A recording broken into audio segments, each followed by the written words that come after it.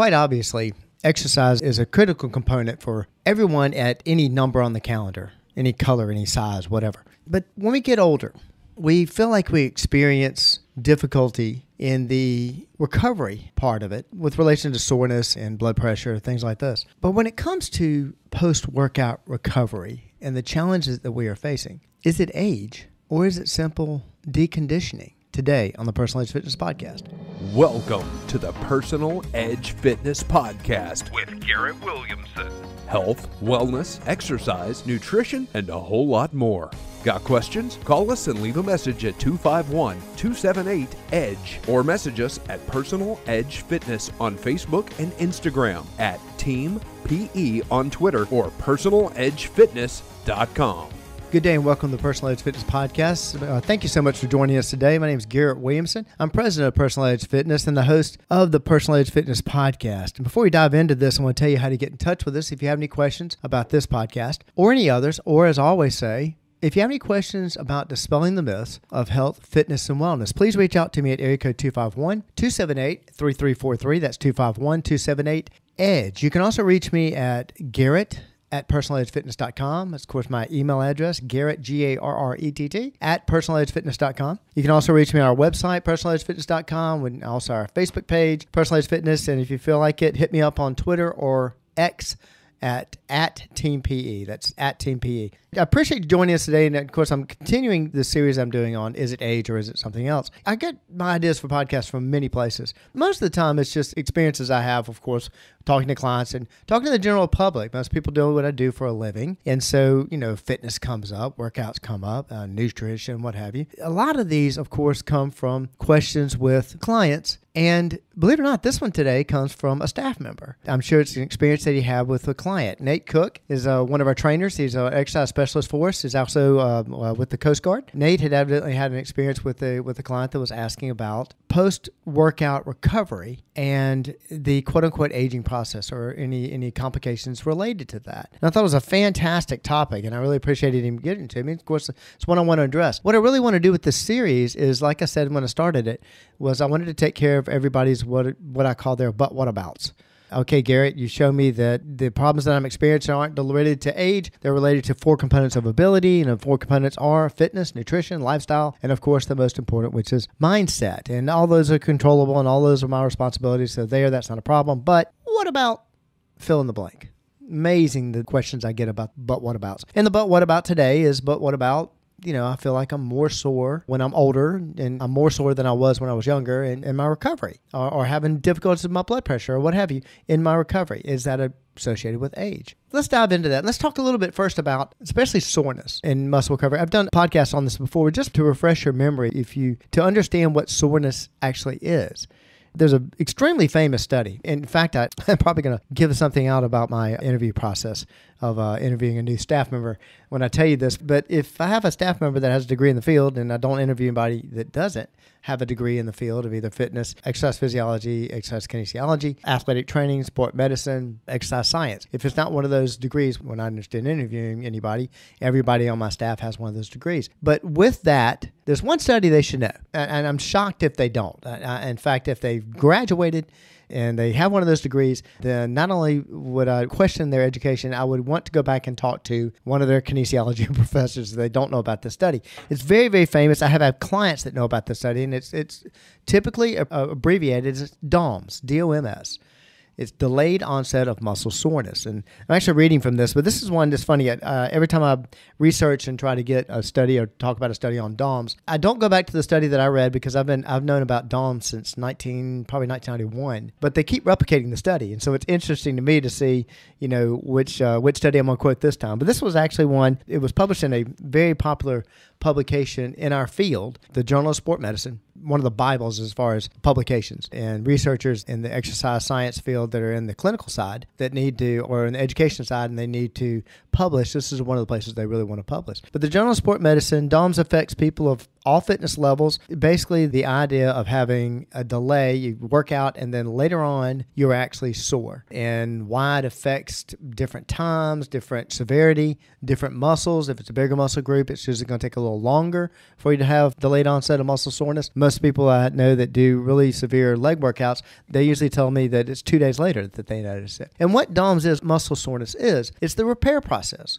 going on. And I've said this on many occasions, we're not building anything when we're training somebody. I know that sounds crazy, but in the actual exercise, in the actual training session, we're not building anything. We are tearing down. And don't worry, it's nothing, we're special. We're the best in the business, but every trainer, every exerciser, every physical therapist, that's what they're doing. They're basically tearing down muscle tissue and telling the body wrong, do it again. And we know that the body can heal itself, and that's what exercise is based on. That's what physical therapy is based on. And so the body repairs it. We make sure it has the right nutrients. It repairs it stronger. So the soreness that you feel the next day, a lot of people believe is lactic acid, because you hear that a lot. That lactic acid is the burn that you feel when you're lifting a weight or doing repetitions and you get to a point of close to failure, and all of a sudden the muscle starts to burn. You basically want to stop. What that is the fibers are actually tearing, and they're releasing a chemical, and the chemical is called lactic acid. And the reason your body does that, it's a waste chemical, but the reason your body does that is it's basically burning the muscle, sending a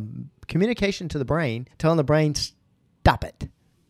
You're going to do some severe damage if you keep this going. That's a defense mechanism. And so it's also a guide that we know of where to stop doing an exercise, where to control the repetitions, the weight, or what have you. Now that actually dissipates within about 30 seconds. Which is the reason we typically, when we're training somebody, if we're doing some of a high intensity type of program, we've taken them to that failure, we're going to wait 25 to 30 seconds before we go after that muscle again. And the reason being is we want to restore what is known as the adenosine triphosphate, ATP. It's the gasoline for the muscle.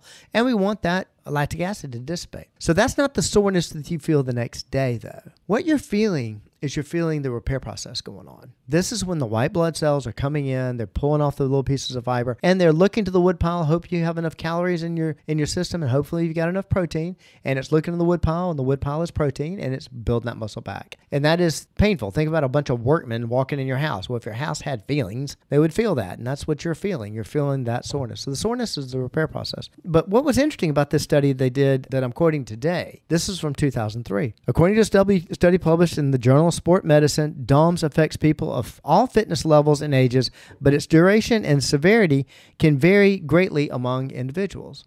Now, you may think, hey, Garrett, there's your evidence. There's your evidence that when time passes on the calendar, it automatically affects these people differently. It affects older people differently. Well, hang on. We'll see. Also, I mentioned blood pressure. Let's talk about that for a minute. It's common to experience a temporary increase in blood pressure right after a workout for many reasons. You've got an increased heart rate, increasing stress on the muscles, stress on the body, period. And so stress is going to cause a slight spike in blood pressure.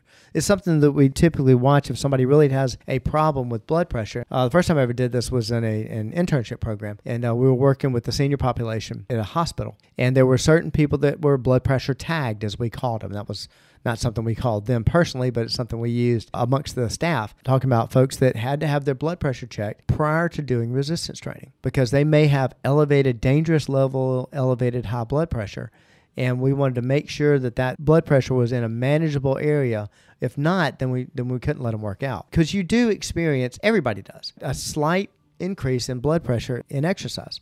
And so there's another study that actually addresses this, of course. I'm going to always try to give you a study. Regular exercise is actually proven to help lower resting blood pressure. Now, you may know that. That's not a big surprise. Why does it do that? The more conditioned you become, the more efficient your body operates. And so if your body operates efficiently, then that's going to lower your blood pressure. A meta-analysis in the Journal of Hypertension demonstrates that structured exercise programs significantly reduce resting blood pressure, especially in hypertensive populations. Now, why do I say that? Garrett, exercise lowers blood pressure. That's not a new one on me. I want to show you this is why we know this. Tons of studies, a lot of information out there. If you're working with an older population, which of course we do. If you're a fan of the podcast, you've heard me talk about our population. So our youngest client currently is 9 years old, I believe. We worked with them as young as 3. Our most senior client is 96, and actually 35% of our clientele is over the age of 65. And that has been for the history of Personal Edge. It actually used to be a bigger population because we didn't have as many younger folks in it, a bigger percentage of the population. We're still working with the most numbers of senior clients that we ever have. So it's something we're very familiar with. And in my 32 years of practice, that has been a large chunk of my clientele. So it's something very familiar to us. So seeing people that are past a certain time on the calendar, we're not foreign to the challenges they have in many things. But as I've told in many, many podcasts, we can regrow muscle at any age. Same rate, same time, same pace, same size, same color, same flavor, whatever you want to say. It doesn't matter. Your body's going to use protein, use calories just like it does when you're 14 years old. It's not going to change when you get older. None of that changes. But what about muscle soreness? Why would I have a client that is past a certain time on the calendar feel like they're more sore now than they were when they were in their 20s doing a workout? Well, it's attributed with aging, but it's actually due to deconditioning. So I was talking to somebody yesterday, as a matter of fact, not a client, and got into what did I do for a living. And of course, they started talking about the exercise program, and I dove headfirst into, of course, talking to them about that is what I love to talk about. And he talked about the fact that he was used to be in great shape. He was fantastic, whatever. And then when he got in this new job, lifestyle change, he was sitting behind his desk all the time instead of out. He was an auto mechanic, out in the shop, walking around, back and forth, moving around, working on cars. And he was now sedentary. Again, lifestyle change. One of the 4. And he wasn't as active. Fitness. One of the 4. One of the 4 I'm talking about, of course, there's the 4 things that dictate ability. Fitness, nutrition, lifestyle, mindset. Well, he had a lifestyle change and became more sedentary, got into a more sedentary job. So therefore, he was more sedentary, which changed his fitness level. And he ended up gaining a lot of weight and getting really out of shape. And he was talking about how he addressed it. Well, I told him, same thing I'll tell you. He said, I got back into my workouts and I started feeling a little more sore than I usually am, whatever. And I told him, I said, think about it. If I took a 14-year-old and I did the exact same lifestyle change with him, the exact same. And I mean, and all aspects of lifestyle. You can't have a 14-year-old take on that lifestyle, be behind a desk and not moving around very much. And then after work, he went out and ran and played and did all the kinds of things. No, the exact same lifestyle as this gentleman who was 55 years old. He would have the same results. When he went back to exercise, he would have the same soreness, post-workout recovery, soreness, difficulties, even challenges with blood pressure. I kid you not. If he was as deconditioned as this 55-year-old individual I was talking to. Okay, how about some proof of that? How about instead of just my experiences, some proof of that? Well, of course, I'm going to throw out a study to you. A study published in the Journals of Gerontology, it's one of the foremost journals on aging, found that older adults who engage in regular physical activity demonstrated a quicker recovery from muscle soreness compared to their sedentary counterparts. Obvious, right? I mean, think about it. They found that older adults who engage in regular physical activity demonstrated a quicker recovery from muscle soreness compared to the sedentary counterparts. It stands to reason, obviously. And you may be thinking, oh yeah, Garrett, that's obvious. Okay, then, and many times when I'm talking about these but whatabouts, I'll give a study like that, or I'll give a response like that, and the response I get back is, well, that's obvious. Well, then why do we believe that this muscle soreness, why do we believe these things happen? Strictly because time passes on a calendar. And like I always say, with absolutely no evidence of that. There's not one clinical study on the face of the earth that proves time passing on a calendar causes deterioration. Deconditioning does. Deconditioning is kind of a horrible example, I know, but the example of a person that's been paralyzed at a young age, God forbid. But they're sedentary. They're laying still. They can't move. Well, they may have blood flow and everything to that muscle, but it's just like a sedentary person. It doesn't matter what age. They become as deconditioned as what we typically attribute with time passing on a calendar with age. I wanted to find some kind of really in-depth study where they got really scientific and broke down and measured muscle fibers or whatever. I had difficulty finding it. The reason being, the answer is extremely obvious. Extremely obvious. You can do it through a simple study like that. Take somebody, decondition them, then have them train, have a group that's sedentary, have a group that's more active, and then do a simple analysis at the end of their muscle soreness. And you're going to find out the ones that are sedentary and or very deconditioned are going to be far more sore than a person that's active, that's not deconditioned. But notice I didn't say anything about number on the calendar. That is blatantly obvious. It's blatantly obvious for, let's say that you think youth ends at 35. Okay, well, but for 35 and below, you'll usually believe that, hey, look, if they're out of shape, they're gonna be really sore after that first workout. Yeah, I had no problem. I believe that. Okay, well then why don't we believe it past 35? When there's absolutely no evidence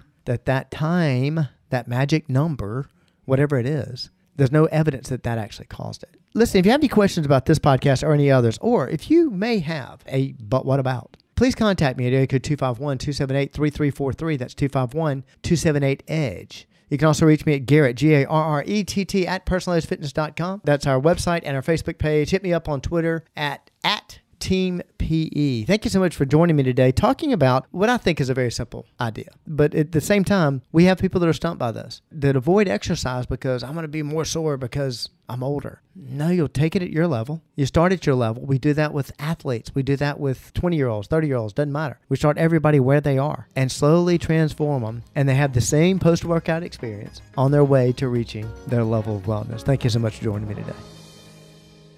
Thanks for listening to the Personal Edge Fitness Podcast with Garrett Williamson. Subscribe now and be a part of the show by calling 251-278-EDGE or message us on Facebook and Instagram at Personal Edge Fitness or at Team PE on Twitter, and visit us at personaledgefitness.com.